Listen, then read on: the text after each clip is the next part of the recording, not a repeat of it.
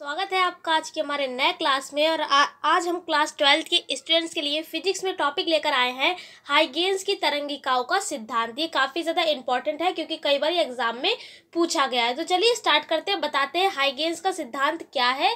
यहाँ पर देखिए हाइगेन्स का वैज्ञानिक का नाम है। यहाँ पे इन्होंने तरंगिकाओं का सिद्धांत दिया। तो देखिए क्या दिया इन्होंने, तो इस सिद्धांत के अनुसार प्रकाश जो है वो तरंगों के रूप में चलता है और ये तरंगे प्रकाश स्रोत से निकलकर सभी दिशाओं में समान रूप से चलती है प्रकाश की चाल से।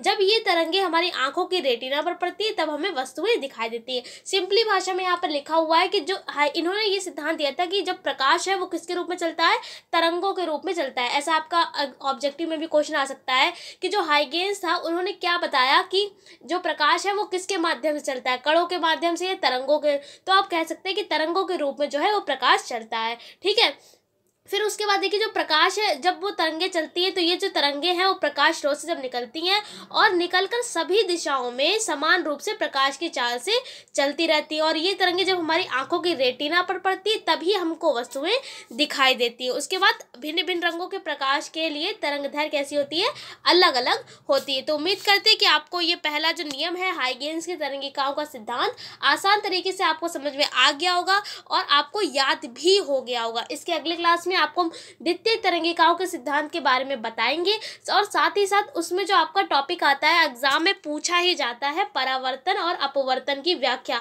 आता ही आता है एग्जाम में। या तो परावर्तन की व्याख्या पूछेगा या अपवर्तन की व्याख्या पूछेगा द्वितीय तरंगिकाओं के सिद्धांत के आधार पर। तो उम्मीद करते हैं कि आपको ये पहला सिद्धांत तो समझ में आ गया होगा।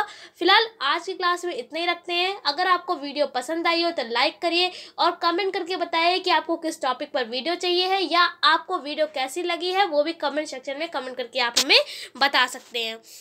फिलहाल आज की क्लास में इतने रखते हैं। हम आपसे फिर मिलते हैं एक ऐसी क्लास के साथ। तब तक के लिए जय हिंद, जय भारत।